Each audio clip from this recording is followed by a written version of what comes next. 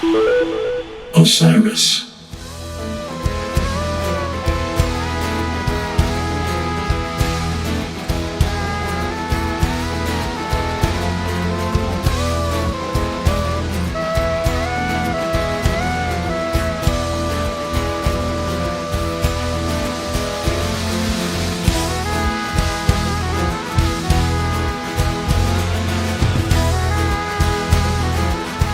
Hello, everybody, and welcome back to the Corner of Gray Street podcast. As always, I'm Bruce, joined by Nolan, but this week we have someone very, very special. We'd like to welcome three-time Grammy Award-winning musician, composer, educator, and now Hall of Famer, none other than Mr. Jeff Coffin. Jeff, welcome to the Corner. Thank you. Good to be here. You know, there's a term in baseball called Coffin's Corner, and you see the baseball or football. Anyways, it's a sport term. Obviously, I know a lot about it, but so I'm on the corner of Gray Street, and I'm also in Coffin's Corner. I'm just kind of in the corner.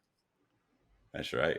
Yeah, that's perfect. There's a record called "On the Corner" that Miles Davis did that we did a reimagining with David Liebman and Vic Wooten and Chester Thompson and a few other guys, and so there's a lot of corners these days, a lot of 90-degree angles. That's right.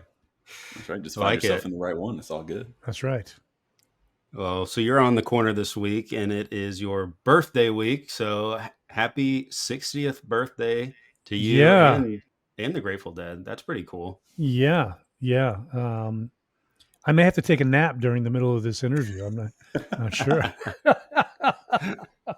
Well, if we have to pause, you'll know why. But yeah, what a cool thing to share. GD60 was this week, and then Jeff's big day as well. So that's awesome. But this guy, as you can see, literally never stops. The band, DMB, that is, may be on a break, but this guy never is. And literally on the day of Camden Night 1, a week or two ago, one of the other bands you're a part of, the Wild Iris Brass Band, released a new album, right? That's right. And we took a listen to that. Really, really cool. Tell us a little bit about that and tell the people so that they can go out and listen to that awesome record that you guys just put out just a couple weeks ago.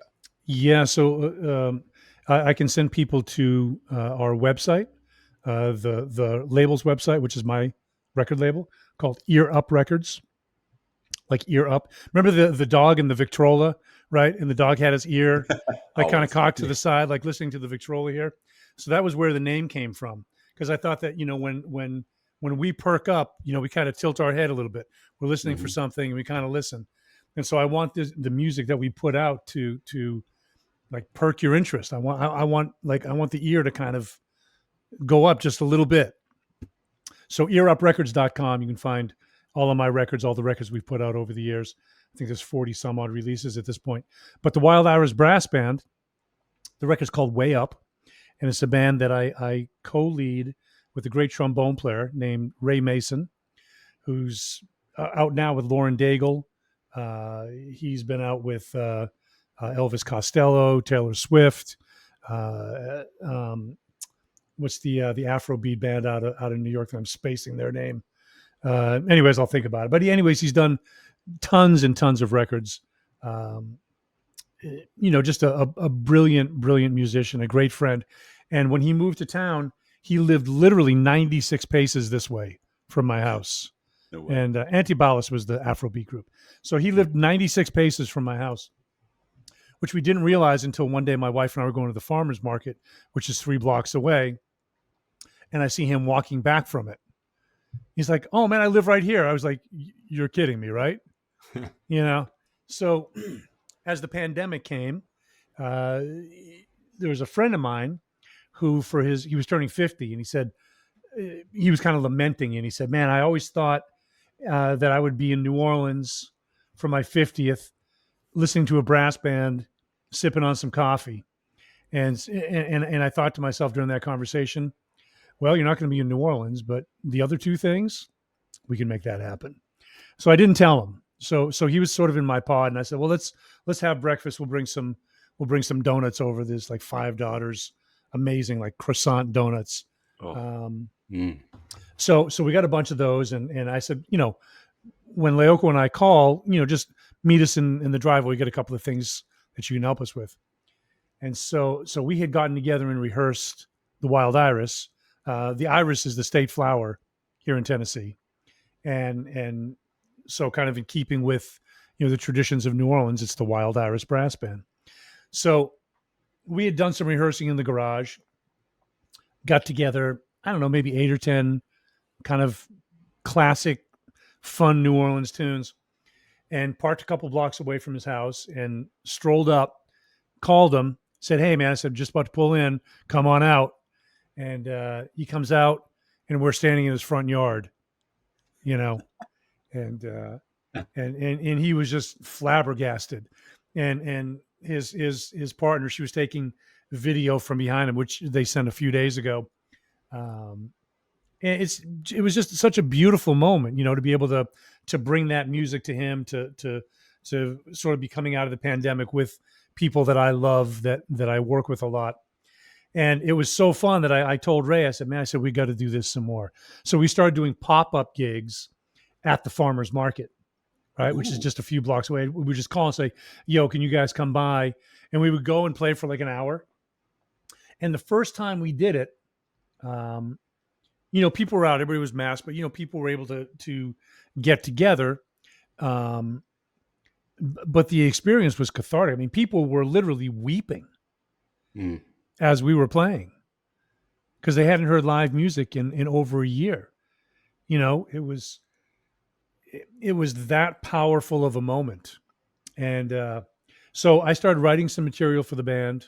Ray would walk the 96 paces with his trombone in hand, and we would work on stuff a lot because we had nothing else to do basically. And so all during the pandemic, I was here, 8, 10, sometimes 12 hours a day. And the rest of the time I'd go and hang with my wife and go on walks and cook and blah, blah, blah. But I made a lot of music up here.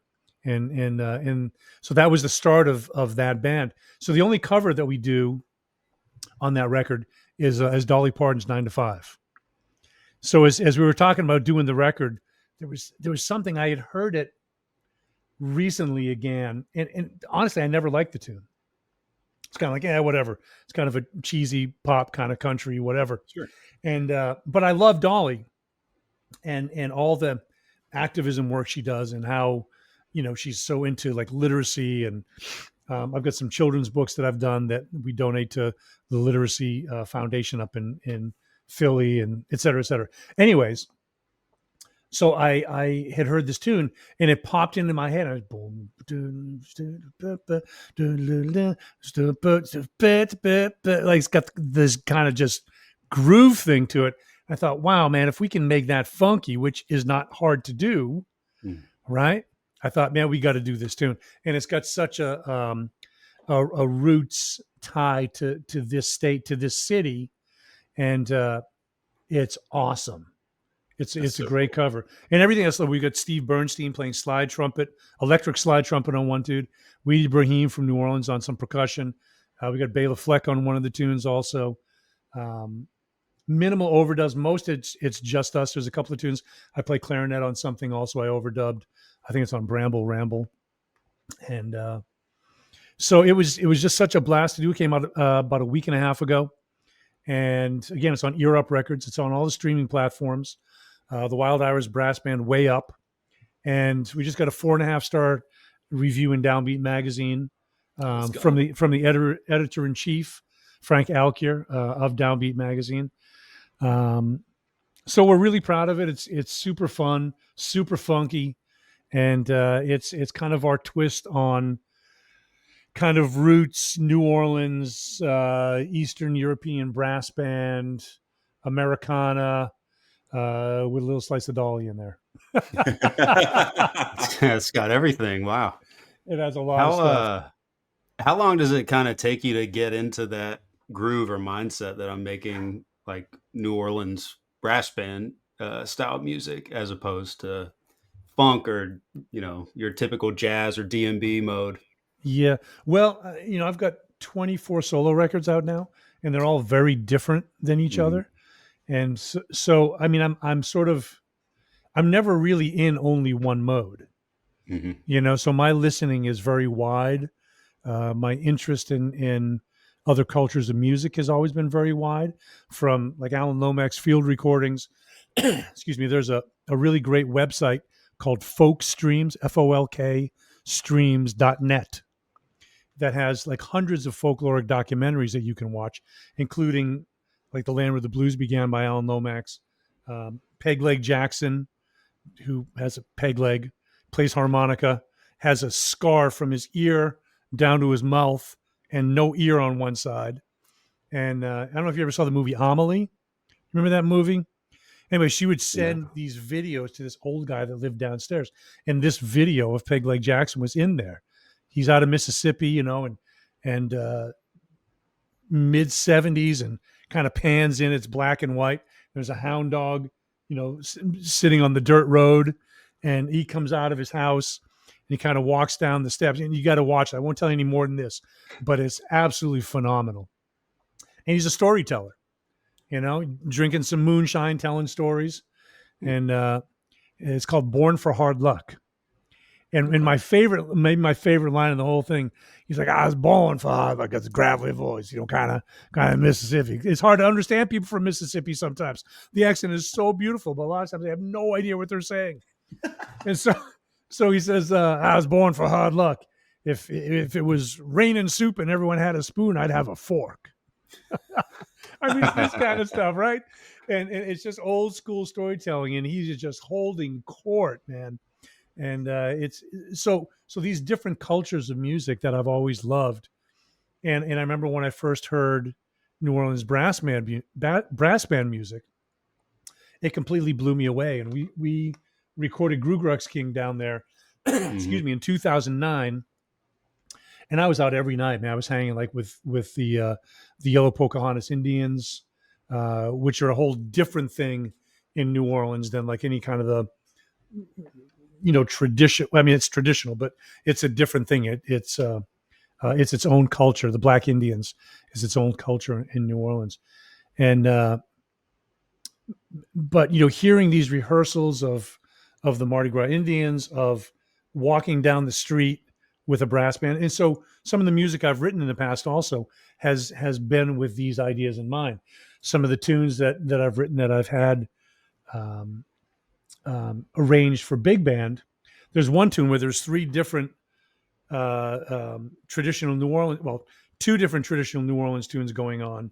There's Liza Jane and Saints, and this other tune I wrote called Move Your Rug. And the idea is that each section of the band, the brass, is playing a different tune, right? As it's going on, they're overlapping. It's the same chord changes, it's overlapping. And then at this one point, it's almost like they're coming down three different streets. And at one point, it's like they all come to the plaza at the same time, and boom, they hit with the bridge of my tune. That's awesome. Right. So it all starts to Hmm. kind of come in, and then it's just this tour de force right in the middle of it. So this music has always been important to me since I first heard it. And it was back in college that I started getting into listening to African music, traditional, um, um, like indigenous, tribal, I would say. Hmm. Um, Everything from the Mbutu Pygmy tribe to music of the Congo, field recordings from all through the different regions of Africa. Then I discovered Mali, and you hear a lot of this music as it's moved, as the sordid past of the U.S. when we took and displaced people from Africa, took them into slavery into this country, and they brought their music and their drums, the rhythm of their language, Hmm. et cetera, et cetera, right? So these influences still exist in places like Mali. When you hear someone like Ali Fakar Touré playing, it sounds like John Lee Hooker. John Lee Hooker never went to Africa, but he's a griot for sure, a storyteller. And so that style of playing exists. It's been passed down for over 300 years through the African American culture in the US. And through that has come Black American music, including jazz, of course, soul, R&B, et cetera, et cetera. So this is the music that's profoundly influenced me over my life. Not just Black American music, but African music also, Cuban music, Brazilian music, these different factions of it, these different cultures of it. You can travel 20 miles in Africa and be in a completely different culture. There's a group that I co-founded here in Nashville called Africa Nashville, africanashville.com. And we bring in drummers from West Africa and bring in drummers from the US also that are of West African origin. And it's become this thing here. And it's beautiful. They're all over one of my records called Only the Horizon. This group, Yeli Ensemble. Yeli is also another word for griot. They're the backbone of every tune. Mm-hmm. And I've got some Gullah Geechee singers from the Carolinas. I've got Keb Mo on that record, Nate Smith, Victor Wooten, Buddy Strong, Carter Beauford, Stefan Lassard, Keith Carlock. The list goes on and on. There's 42 musicians on that record. Yep. So Corey Wong's on there. So I'm always excited. I know it's a long answer to a very short question. Dude, it's great. This is why I don't drink. This is why I don't drink caffeine. But so I've been interested in these different cultures of music for a very long time, and so I like to explore those different cultures of music in what I do, and so the influence of those cultures when I infuse those into my writing, it becomes something different. It's like when the Rolling Stones wanted to be a blues band, right? They heard guys like Muddy Water and John Lee Hooker, Mississippi John Hurt, Mississippi Fred McDowell, Lightning Hopkins. The list goes on and on. Robert Johnson, of course, Lead Belly. And they were like, oh, we want to do that. But look what they came up with. Something completely and utterly different. So when you have these influences coming in and you assimilate these things, you're not assimilating the culture. You're not appropriating the culture or misappropriating the culture. It's done in reverence and respect and love to the culture, and the deepest respect to Black American music and Black American musicians. And I wouldn't be doing what I do without the music of the African American culture in the U.S. It's a profound and deep, the deepest well, in my opinion. And so I'm always searching out this music, not just here, but in other cultures also, listening to groups like Fanfare Chia Carlia. There's a great movie called Gypsy Caravan where 5 Roma groups travel together. They go on the road there's groups from India all the way to Spain, flamenco groups. And they ask all the groups, they said, what's the mother tongue? They all say India. Right.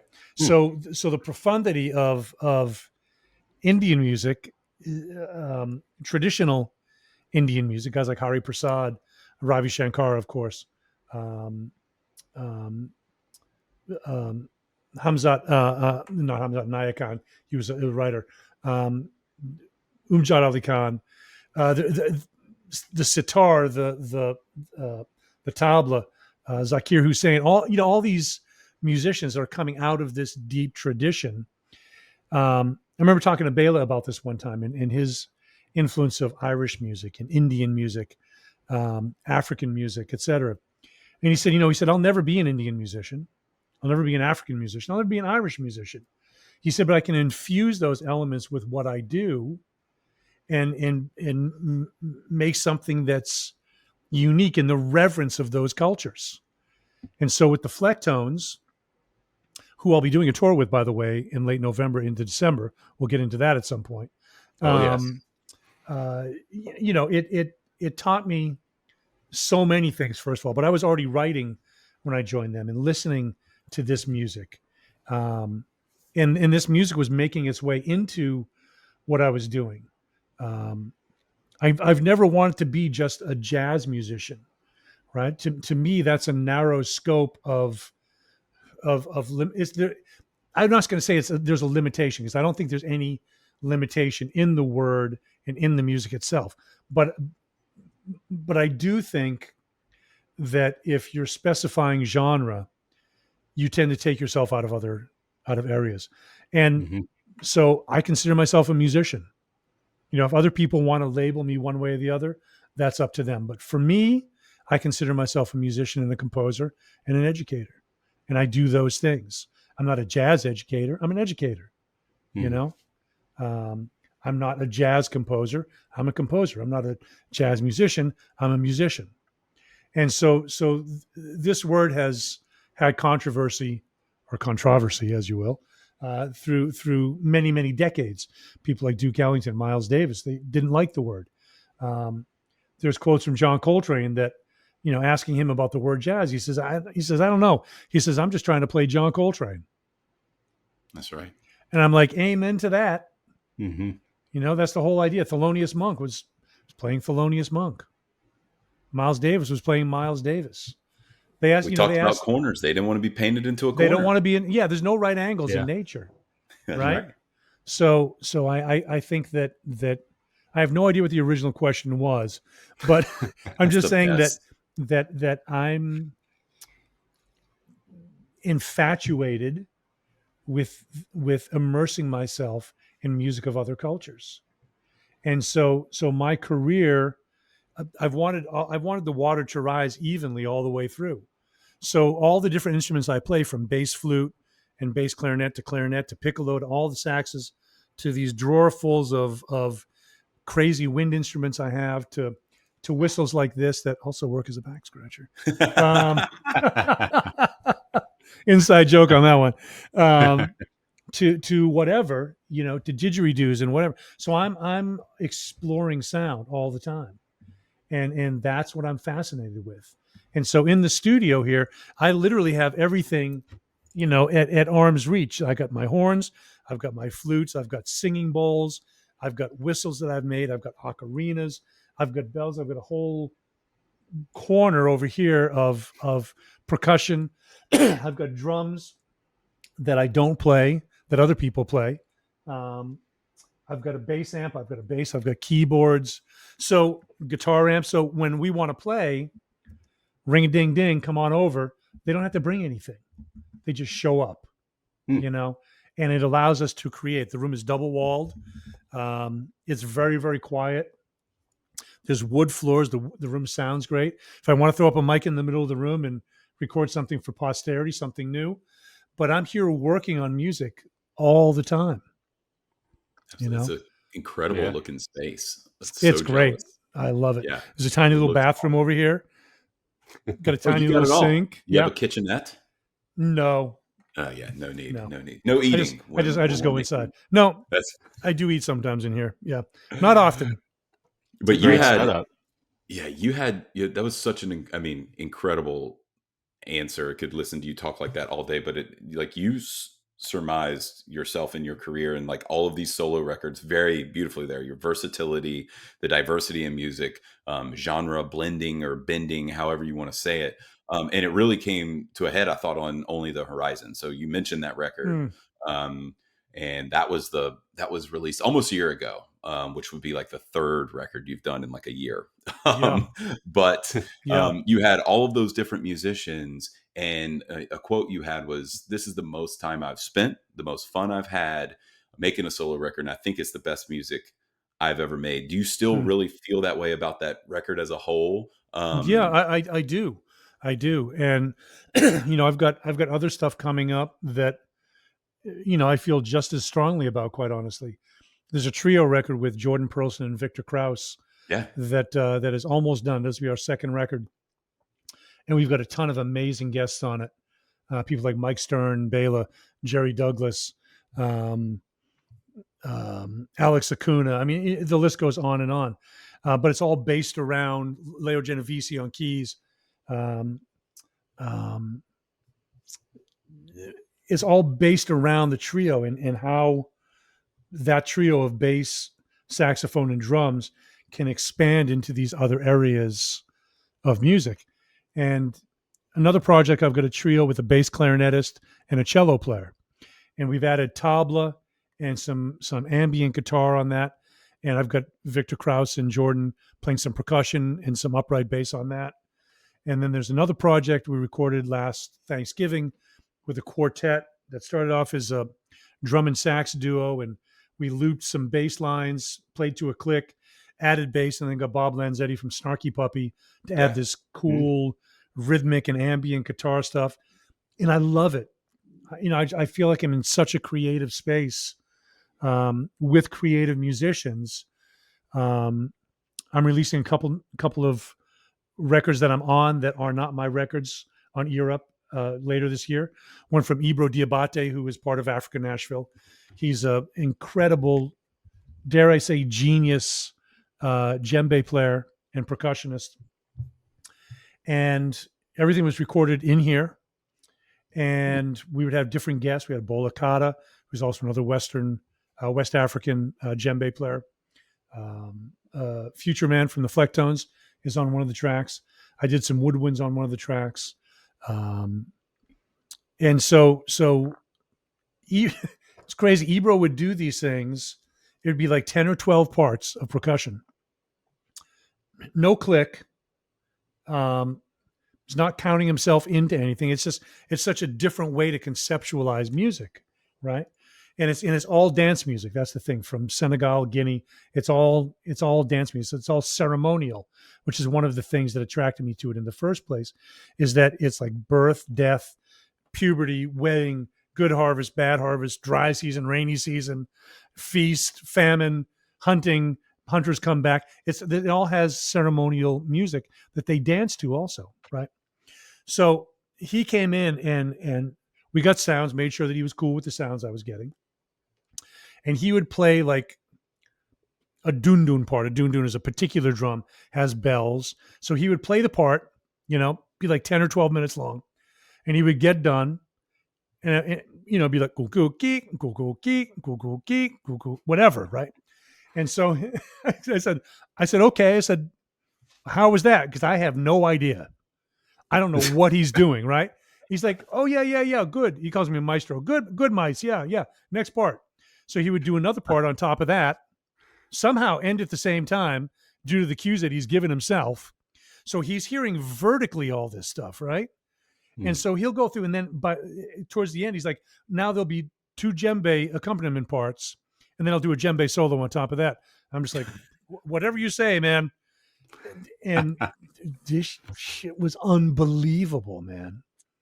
And then he was playing like a stringed instrument and singing, and I was just like, I don't know, 8 or 9 tracks on this thing, and it's mind-boggling because again, he's hearing all this stuff early. He knows where everything is supposed to be, and he'll hear something and be like, "Oh no, I need to replace that." I'm like, "Okay." Trust you. If you say so, man. So he's coming over later today to listen through to the record. It's gonna be called Cosa Casa, and which is like kind of like perseverance, like making it through. Because his story, man, is like it's crazy. He married my co-founder from Africa Nashville. I performed the ceremony for them. That's wow. So he's here, he's staying. And he's brilliant, and I love him like a brother. It's so he's such a brilliant musician, and his light is shining brightly here in Nashville, and so that's one of the records that's coming out this fall that I love. And Rockalam Bob Moses, who was a legendary drummer, played on the first Pat Metheny record with Jaco Pastorius. Played with Gary Burton and Rahsaan Roland Kirk and Chick Corea and everybody everywhere. And he's brilliant. He is a shaman. He's a guru. And so we did a record a couple years ago down in Franklin, Tennessee, where Yamaha has a studio. As a Yamaha artist, I can go there and record. And Danny Gottlieb, who also played with Pat Metheny and his wife, they were also playing. So there's 2 drum sets, percussion, 3 horns, and Ebro and one of his cohorts on African percussion on some stuff, and it was a free for all, man. It was absolutely incredible. So that'll be coming out later this year as well. So there's a lot of music. There's a lot of stuff that I'm involved with that I'm excited about. The whole motto of Ear Up Records is music handpicked by musicians, Hmm. and everything that comes out on the label is handpicked by me. And Alex Wasili, who plays with Dumpster Funk, great trombone player, we're going to Hmm. release a record on him next year as well. Um, um, Great guitarist in Nashville named Mike Seal. I'm going to talk to him about a project that he's been working on. He's a brilliant improviser. We've toured together. He's played with Jeff Sipe for many years, toured with Jerry Douglas. He's one of those very, what I call wide musicians that there's no borders, you know? And these are the musicians that I want to be involved with. I made a very conscious decision many years ago to live a creative life, and that includes being around creative people in creative situations. And so I'm very grateful, not only with the Flecktones but with Dave Matthews, to be around some of what I consider to be the most creative musicians on the planet.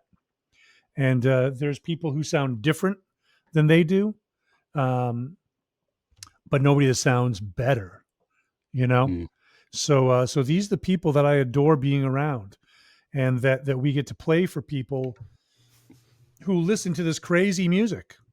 You know, Yes. I was going to say earlier, one of the things about the Flecktones that I realized earlier on, we'd be playing in like these crazy odd time signatures, 11, 17, 5, 13.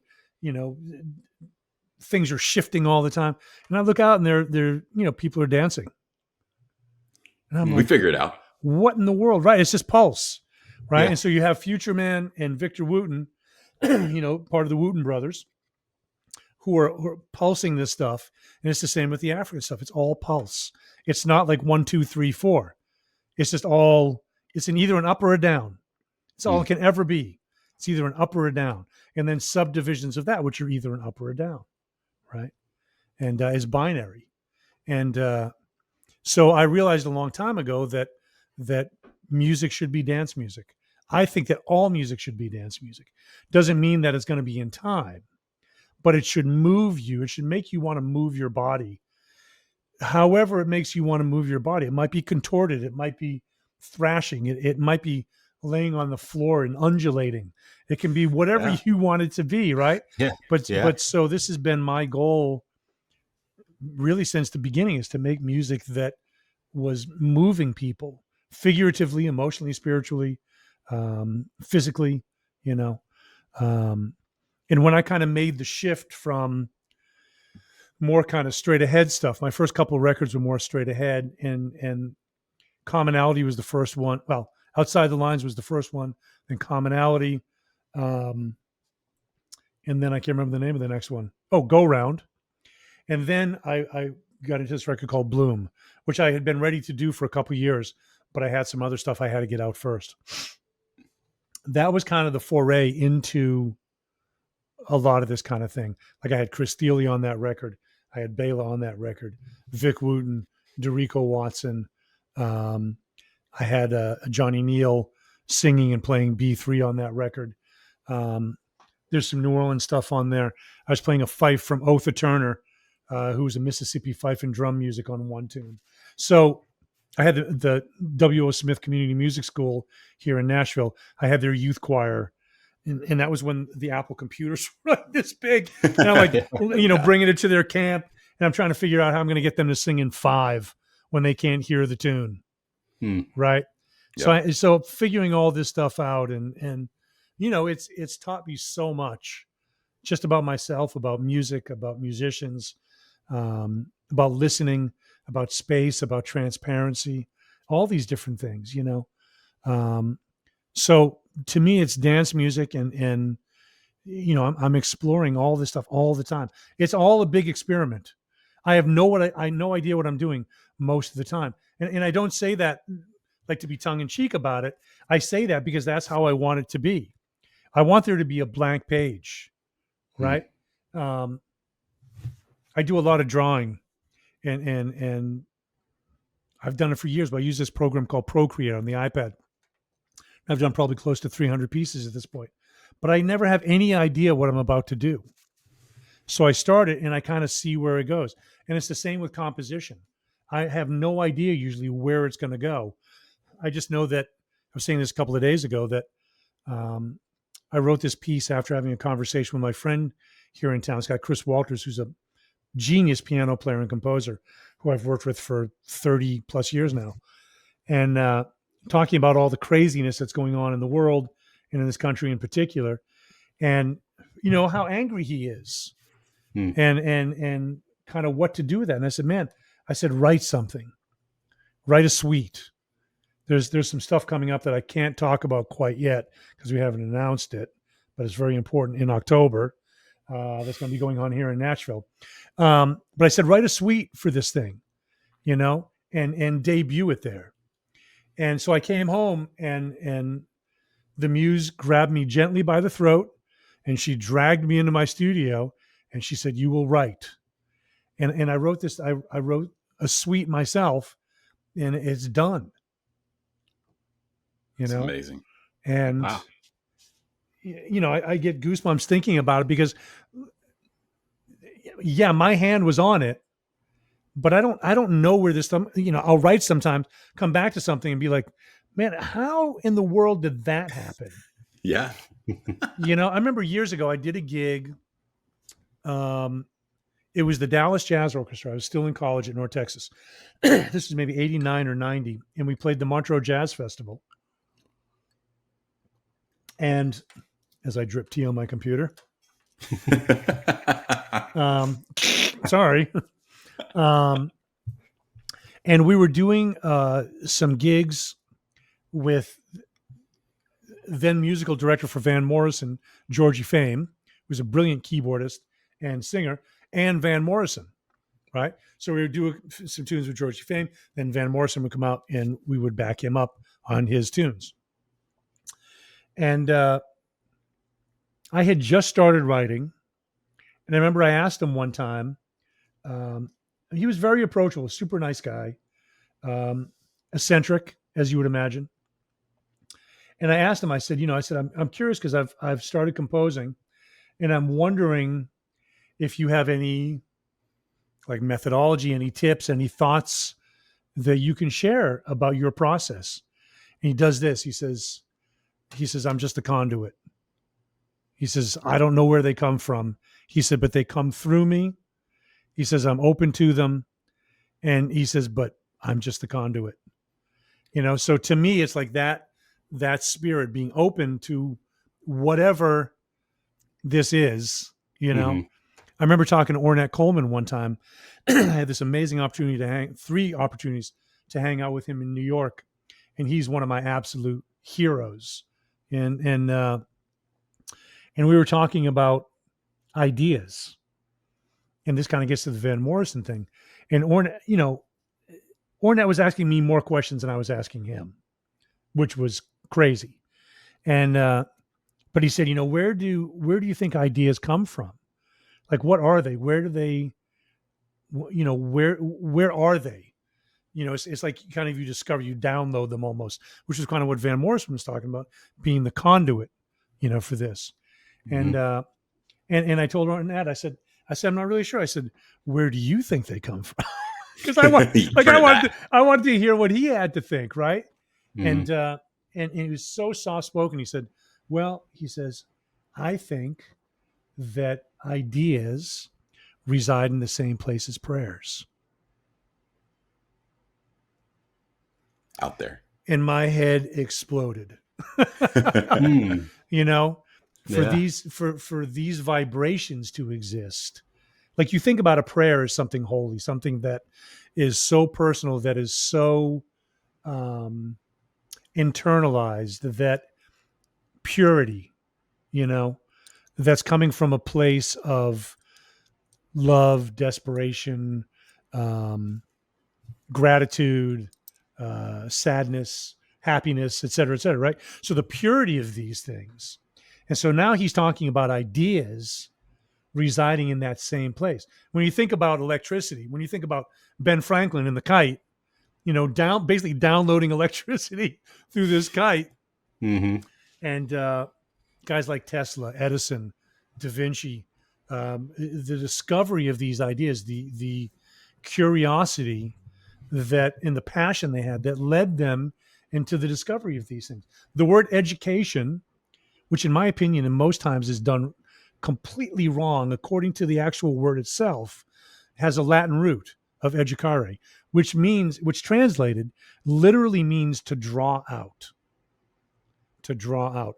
Most of the time, we're given information, or we're giving students information saying, memorize this, you're going to be tested on, you're going to regurgitate it, blah, blah, blah. There's no sense of discovery, there's no sense of ownership. So with my students, I've been teaching in Vanderbilt now for going into my 11th year. And I've done well over 400 clinics around the world. And education's been a big part of who I am and what I do and what I share, et cetera, et cetera.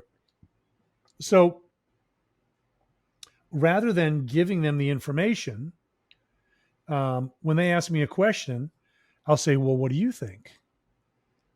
And it's so funny, man, because like when you ask somebody that, especially as a student, most times they will say, I don't know.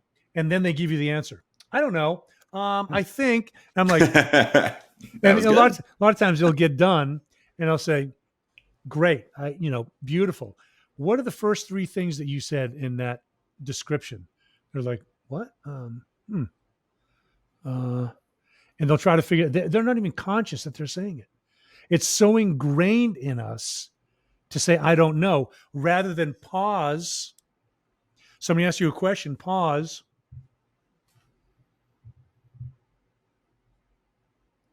Then start from there. Mm-hmm. Right? So the idea of discovery, when you discover something, you own it.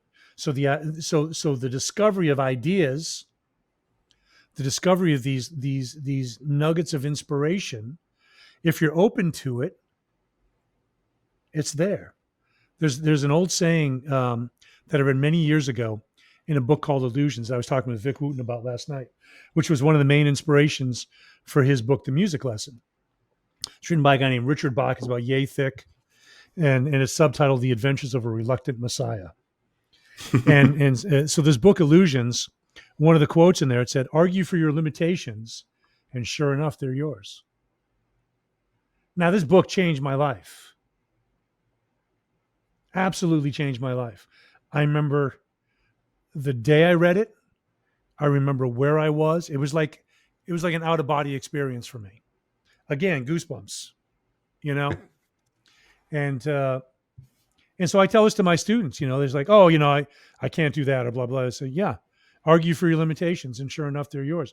If you tell me you can't do this, I'm going to believe you. Mm-hmm. And you're going to believe you also. Right. If I listened to everybody that told me that I couldn't do what I'm doing, I never would have done it. Yeah. So it's like, if you have a vision, go with it. Go with it. Reach for that. Discover it. What does it take to get you to that place? And look, being a musician is not an easy profession. People see the glamorous part of it, of us on stage in front of 20,000 people. We didn't set the stage up. Yeah. Mm-hmm. We're not the ones like making food for people or backstage, making sure that we have absolutely everything that we need. Our caterers who have been up since 6 or 7 a.m., cooking literally all day, every day for not only our crew, but all the people that are working there. The management, the ticket people, the front office, all for us 7 people to go up there and give the audience 3 hours of what we love. Mm-hmm. Right. And I look at music as a service industry that first and foremost, we have to serve the music, which this band is all about, as the Flecktones are all about also, serving the music. Second, I have to serve the musicians I'm playing with on the stage. Third, I have to serve the audience. So I'm at least fourth on that list. But by serving those others, I get served. And at the end of the night, I've said this many times, at the end of every show, regardless if it's a Dave Matthews show, my own show, someone else's show, whatever it is, I want to feel that I've been in the audience, and I want the audience to feel like they've been on stage.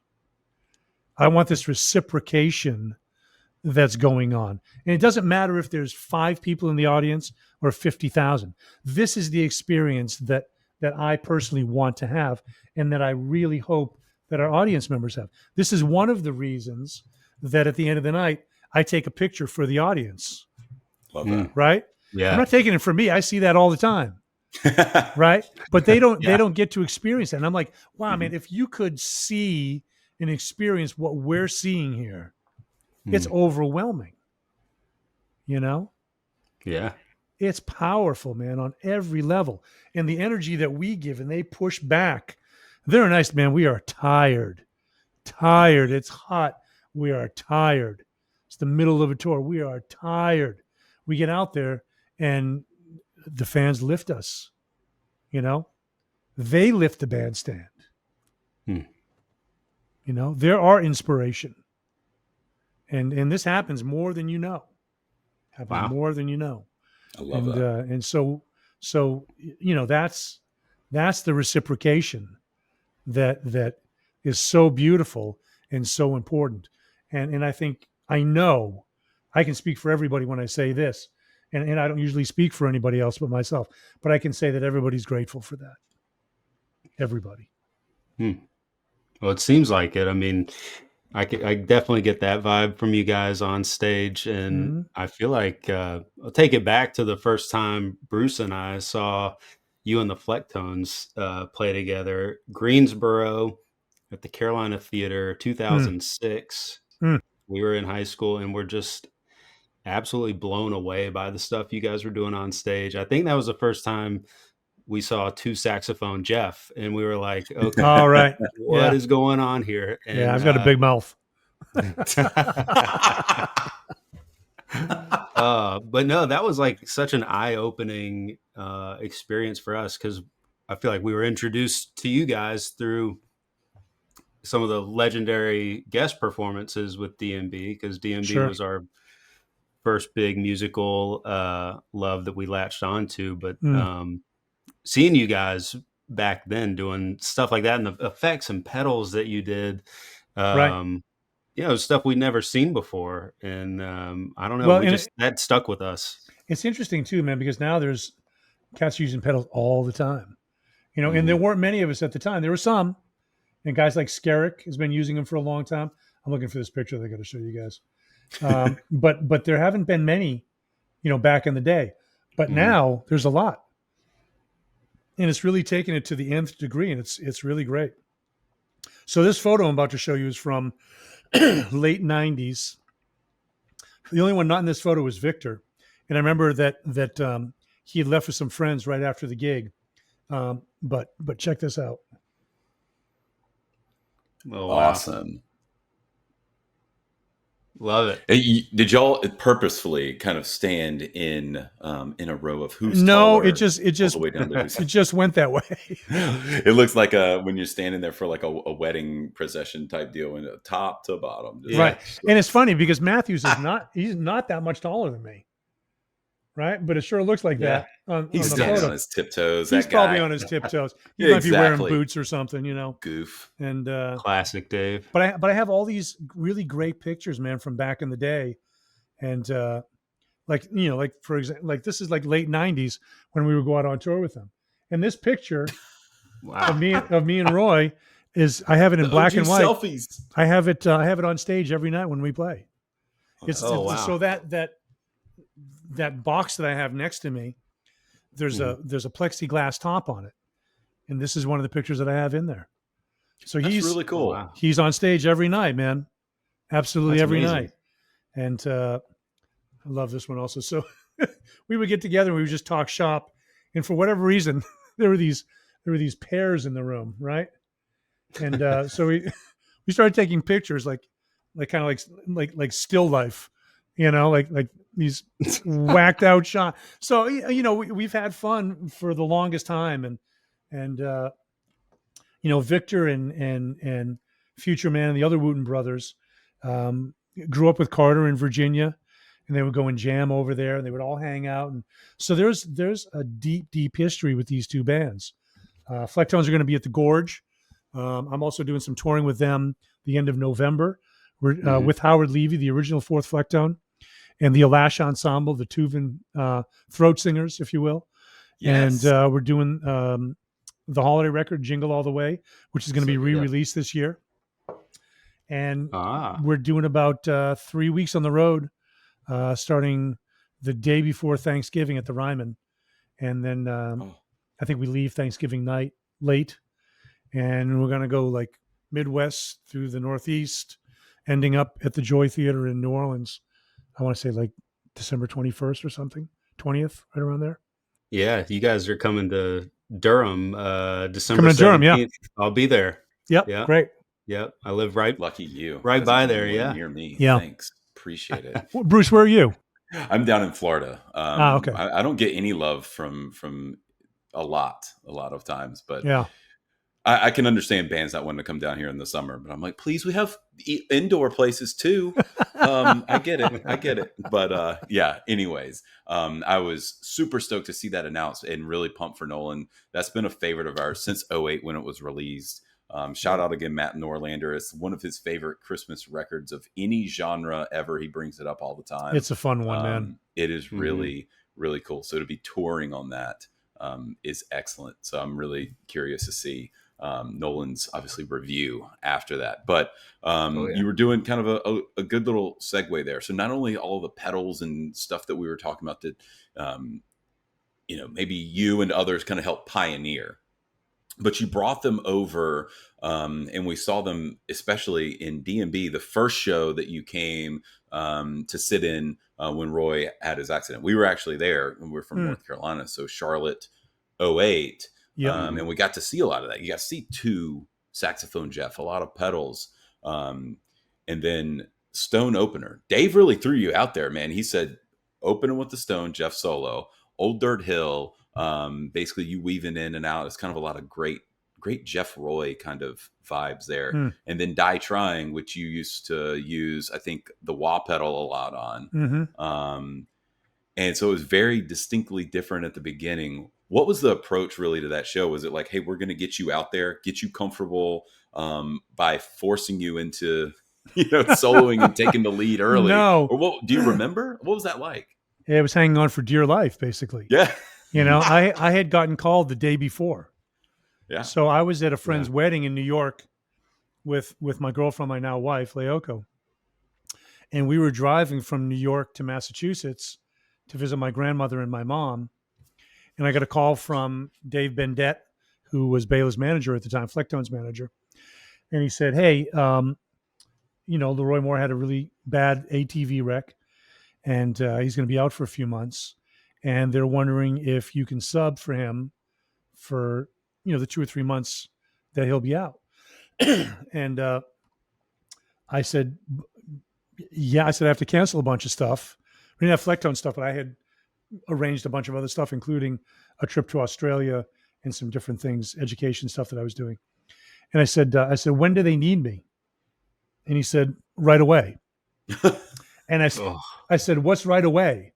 He said, the next gig's tomorrow in Charlotte. And I said, oh my God. I said, okay.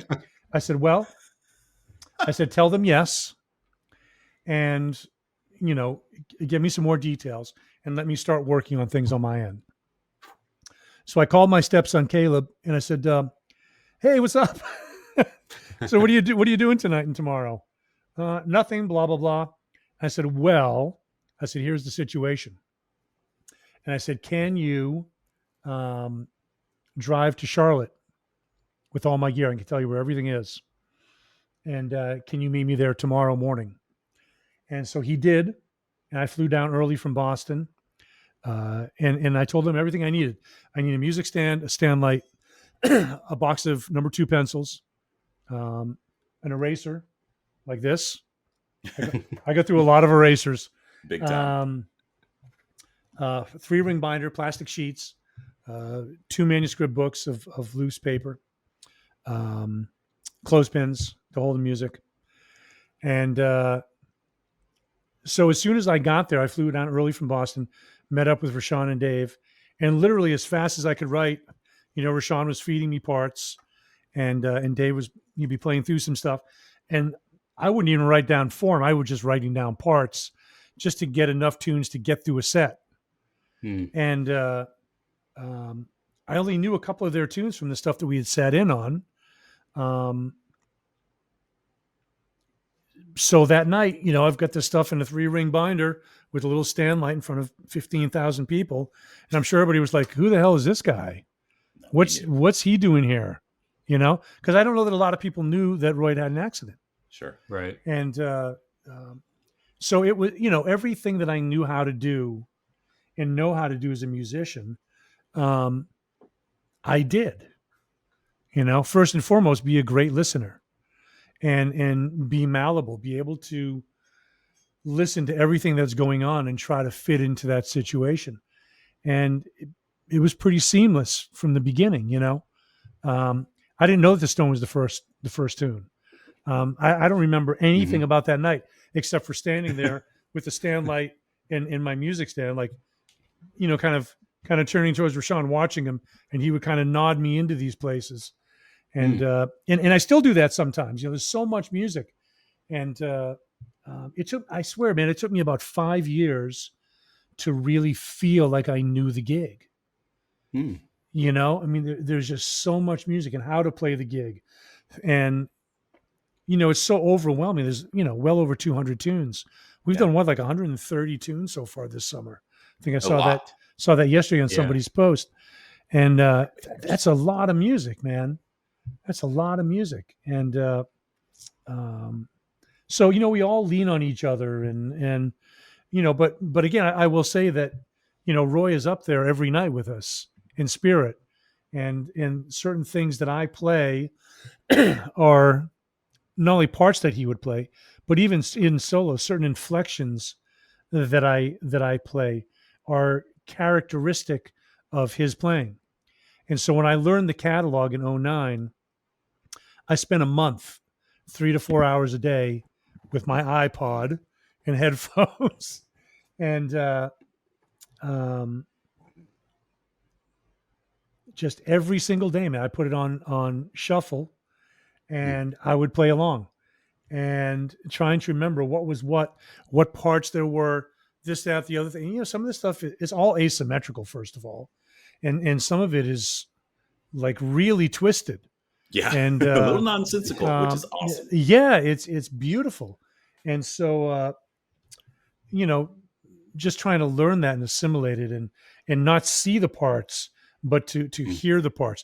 I realize there's a big difference from writing a part and reading it to memorizing it. Because when you memorize it, you're still seeing it in your head. Then it has to be gone and you have to hear it. So learning by rote, learning by ear is a much stronger and deeper way of learning than learning something off of a sheet, you know? Hmm. And so therein lies the challenge of that. And so when I learned the book, I basically had to relearn it from the number of months that I had played all the material. And um, so it's a tremendous amount of work. Again, like people don't realize how much work goes into this. Tens and tens of thousands of hours for all of us, Yeah. and we Yeah. do it willingly. We love it. You know, we love it. It's a passion, and it's something that if you're a musician, you understand that burn, that fire, and if that's not there, this is probably not the profession. I'm not saying that you shouldn't play. By all means, play as much as you can. Um, but to be on the road to make a living of playing music is a very challenging, um, very difficult thing to do. You know, Hmm. and I feel like I'm so grateful. I use that word a lot, gratitude. Um, I have a lot of gratitude because I feel like I've had the best 2 gigs of my generation. With between Baylor and this band, I was with Baylor for 13, 14 years. I've been with Hmm. Dave for 17. Crazy. I mean, that's both bands for 2 years, you know? I mean, Hmm. I've had an incredible career, absolutely incredible. And knock on wood, it's going to go for a long time. We hope Um, so. and I Absolutely. just feel like I feel like I'm in the throes of my most creative period I've ever been in. Hmm. And I kind of know most times what not to do. I'm able to kind of carve things away and distill down ideas and get to the essence of my creativity. I feel like Mhm. when I'm playing and when I'm writing, that things are, these melodies are coming out in a way that it's compositional. It's almost Mhm. like what people will call spontaneous composition.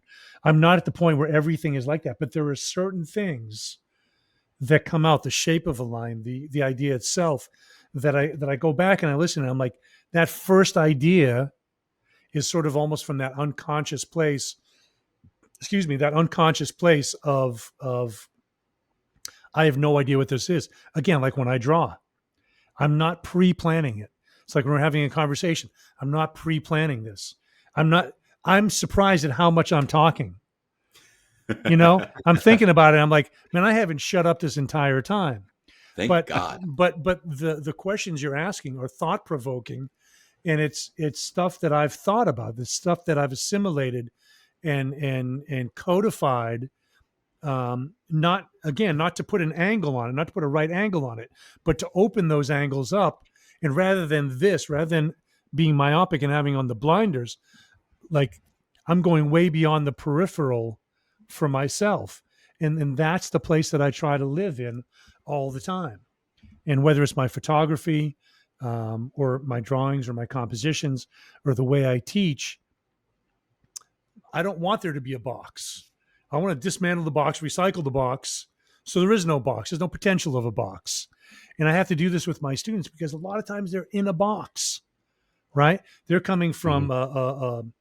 a particular educational dogma that they're like, oh, well, this is how I was told it's supposed to be done. I'm like, there are no rules. Like Bach wasn't following a book when he wrote. He wrote, and then they wrote a book about it. They were like, "Oh, man, this shit sounds amazing. This is how it's supposed to be done." And then Bach would break all the rules. Mhm. Just listen to the Goldberg variations. Listen to Glenn Gould play Bach, the Goldberg variations, and it's just unbelievable. He started and ended his career with those recordings. You Oh know, my God. and it's transcendent. He thought of them in the first recording. He said they're all unique individual pieces connected, all these variations. And at the end, he said, actually, they're all one piece, Hmm. which makes a lot of sense. That's pretty wild. Yeah. That's Yeah. that's Yeah. pretty wild. Um, so I mean, next, obviously, for you, you kind of mentioned it, about Flecktones at the Gorge. We can't go an episode basically without mentioning Goose. So we hope that you get to hop on the stage with Goose night 3, before the DMB gig out there at the Gorge too. They're going to They be had, there? oh yeah, I don't even know they were going to be there. Yeah. hell yeah, Night dude, 3. opening night 3. They I have no yeah. idea. Other than the Flecktones, I have no idea who else is there. Who's there on Friday? Do you know? Oh man, if you would have, if Kaleo. you, there you Okay. go. Who Yeah. else? Any idea? Um. Vamp. We can talk while we look it up. But yeah, they'll be Yeah. on there night 3. Southern Avenue and Kaleo is night 1. Oscar and Julia, and obviously the Flecktones night 2. Yeah. Louis Cato, Oh, and really? Goose night Oh 3. yeah. What a night 3! Holy Wow. smokes! Yeah. Hopefully though, you and Rashawn get to hop up because they've had horn sections on a couple tunes the last couple records, and we were up at MSG for their gig recently, and they brought Yeah. out some horns and it was awesome. So Oh, right on. hopefully Really get to good. jam with those dudes. That'd be super They're fun. good dudes. Mhm. Yeah. Yeah. Um, That's great, man. I had no idea. that's hilarious. You got so much other stuff going on. I can't imagine that you bother yourself with or remember that. Yeah. But man, everyone's talking about the Flecktones opening night 2. That's the big, when the Flecktones and DMB get together. Obviously, that has led to some legendary performances. So Yeah, certainly, man. Certainly. It's like I said, that history goes deep. And mhm. when the day that Roy passed, we were in LA, and I got a text from our assistant tour manager, Brian, and he said, "Hey, Bill, the tour manager, is going to get in touch with something he needs to talk with you about." And I think I'd asked for like 6 comps in LA, and I thought, oh man, maybe I went over my comps, Oh, But he was breaking the news of Roy's passing to me, and Mm. which was the absolute furthest thing that I could have possibly imagined happening. And I was devastated. I can't begin to imagine how everybody else felt. Um, but the first thing I did is I went and just talked to Rashawn and told him how sorry I was, um, and then I called Bela. And so I remember I was on the phone. I went outside the bus and so it was one of those like a European ring, like a non-US ring. And he's like, oh, hello. I said, hey man. I said, it's me. He said, I'm in China. He said, how did you reach me? He says, I haven't gotten a call or in or out in 2 weeks. Oh, wow. Right. And I was like, whoa, crazy. And I said, I just dialed your number. He's like, man, she said, seriously, I haven't gotten a call in or out in 2 weeks over here. Yeah. It was one of those moments, man. And I told him what had happened. And, I didn't know who else to talk to except for him. I was like, because of that history. And, and I remember that night I didn't go I let them stay in the dressing room themselves. I stayed outside of the dressing room that night. And, cause I felt like they had to be with each other. And, it was cathartic. I mean, the music, the set list that Dave put together that night also was very deep and very cathartic. And after Bela, I talked to Vic and Roy, and again, because of that history, because of that long and enduring friendship between the members of these two bands. And I don't know if you know this or not, but way back in the day, DMB opened for the Flecktones. Way back in the beginning. I don't know if we knew that. I don't know. I did not know that. Yeah. That's way amazing. back. Wow. Mm-hmm. We got to find that. That. Yeah. Oh, amazing. Oh, full circle. Well, we have, gosh, we learned a lot in this episode, but we don't want to take too much more of your time. We were going to end with a couple of rapid fire questions. Okay. If that's okay with you. I'm ready. Fun stuff. All right. Okay. You can only imagine me if I drank caffeine, Do it. We need it. We need an entire Jeff record on caffeine. Oh my God. Speed metal. All right, go ahead. All right. Last song you listened to? Last song I listened to was something I'm working on, but last recorded thing, this woman, Patricia Brennan, she has a record that came out last year. I don't remember the name of the record or the name of the tune, but I'm going to find it because it's amazing. She's a vibraphonist, and she plays a lot with this woman, Chris Davis, Kris Davis. And Patricia's record is called Patricia Brennan. It's called Breaking Stretch. Breaking Stretch, Patricia Brennan. All right. It's fantastic. Absolutely love it. And I was playing it for Vic and Roy last night and a couple of people that were over for my birthday. All right, so much for rapid fire. That was perfect. Was last TV show you watched then? Last TV show I watched. Oh God. I don't watch TV. Or your favorite movie. My favorite movie is probably Casablanca. That's a good one. Yeah. All right. I also love Baghdad Cafe. Have you ever seen that? I feel like It's like a little indie movie from way back in the day, and it's just fantastic. I know the last show I watched, The Studio, the TV show. I've heard good things. Yeah, with Seth Rogen. Yeah. Oh man, it's kind of like Curb Your Enthusiasm, but like it's actors, like heads of studios. And it's really good.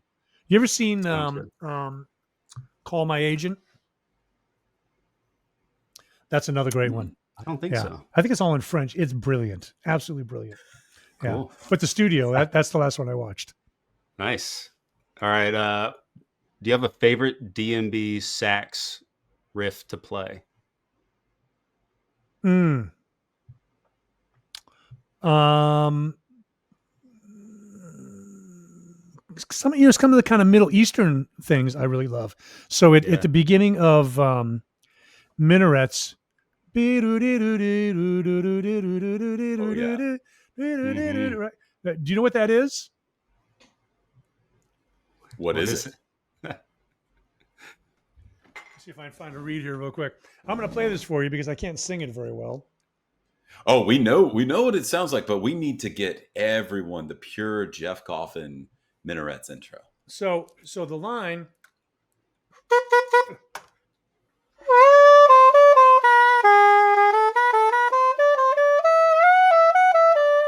Right? Mhm.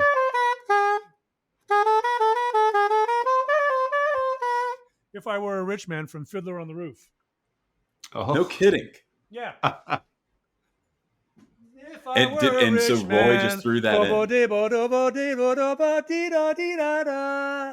Yeah. It's If I Were a Roy's a Rich Man from genius. Fiddler on the Roof. He does that Amazing. stuff all the time. Yeah, he used put to on throw all it these in. little quotes, like the Lost in Space. Yeah. That guy. The theme from the original Lost in Space. It's amazing. Thus spoke Zarathustra, 2001. Boom, Mhm. bing, bing, beady, right? All these Yeah. all these quirky little things, and the NPR theme is all over the place. Yeah. Yeah. You know, If I only had a Freaking brain. hilarious. if I only had a brain. Yeah, I mean, these things Yeah. like his humor was all like kind of infused through these little, I Can't Help Falling in Love with You. Yeah. Of course. There's all these little tidbits, man. Easter And eggs. yeah. Oh my God. Jeff, do you have a best nickname anyone has given you? Yeah. Way back when I was a kid and I was learning to ride a bike, I had a tricycle. This is when we were living in Massachusetts, and I was probably 3 or 4, I guess. And so on those tricycles, you kind of pedal backwards and it stops the bike. And I think maybe as I graduated into a bike that had like training wheels on the side, you could do that. But I never kind of trusted pedaling backwards. So I would to stop, I would just run into pine trees. Because pine trees were kind of soft and there were a lot of needles around. So if I fell, there'd be some needles. And so, yeah, my dad started calling me Pine Tree. Yeah. That's pretty good. That's awesome. Yeah. Can you pick a song to describe your personality? Oh, Ooh, that's a good one. Thanks. I think there's a tune of mine called "The Mad Hatter Rides Again," yes. and it's this quirky. It's basically an 8.5. So it's 3, 4, 5, 6, 7, 8.5, 1, 2, or 17, however you want to look at it. And so I think when I wrote that, it's funky. It's kind of like James Brown in 8.5, and it's got DJ Logic scratching on it, Vic's on bass, Vic Wooten, Derico Watson on drums, super funky with horn lines and all this stuff, and it's got this boom, boom, boom, boom, boom, boom, boom, biddly beep, boom. Right, this bass line that's straight out of Aretha Franklin and James Jamerson, but it's also in 17. And I think that is a lot of my personality. And I mean, I think every tune of mine has parts of my personality in it. Just as my drawings are all kind of autobiographical too. Mhm. I'll draw something, people are like, oh, well, that's obviously you. I was like, well, yeah, of course it's me. Just like whenever Dave draws or Picasso or whoever else, I'm not putting myself in league with any other artist. I'm just saying that it's our experience. It's that. When someone talks about the Goldberg being one piece, of course it is. It's like Wayne Shorter said one time, Beethoven, like all of his works is one piece. And it makes a lot of sense. Well, I hope you and Dave keep drawing record album art because it's our favorite. you. Both of you guys do such Thank cool you. stuff. And with taking that. All right, photos. Love and taking the photos. Yeah. Yeah. Couple more, and then we'll get you out of here. D&B song you get excited to see on a set when you see it's on there, and you're like, all right, yes. I'm excited and terrified by this one, Black and Bluebird. Ooh. I love it because of like it's in well, it's basically 10 beats and then 11 beats, or 3/5 and a 6. And the way that like that he came up with that, I'm just like, what in the world, man? Like what is wrong with you to come up with something like this? Yeah.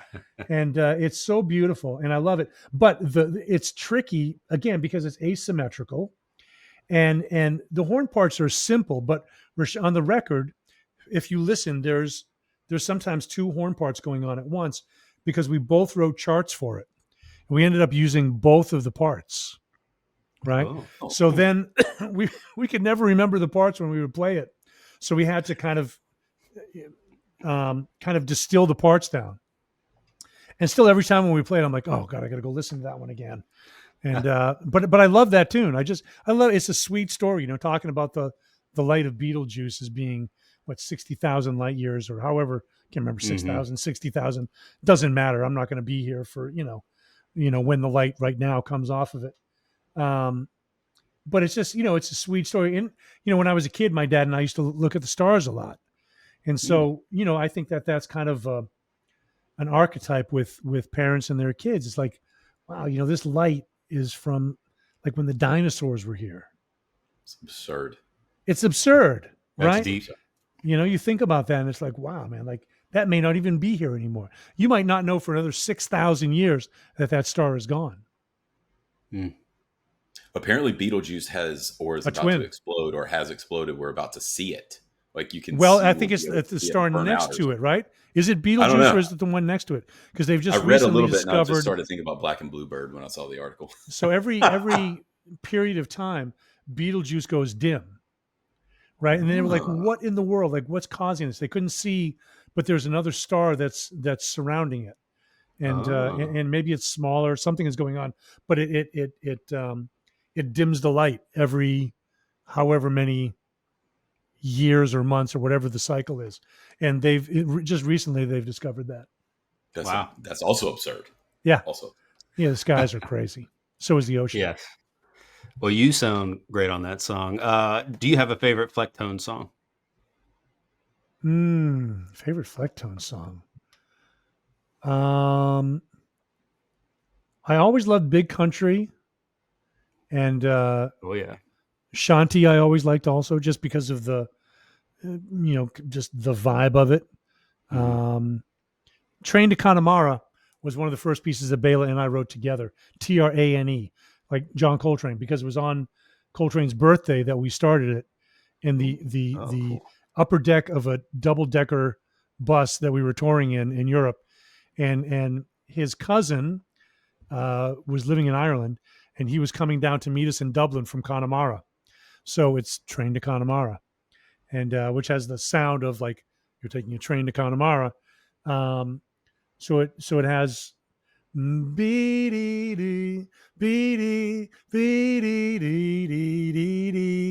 right. There's almost kind of Coltrane-ish, kind of spiritual vibe to it, and then it gets into like this Celtic thing. It's like like Spinal Tap and Stonehenge or something.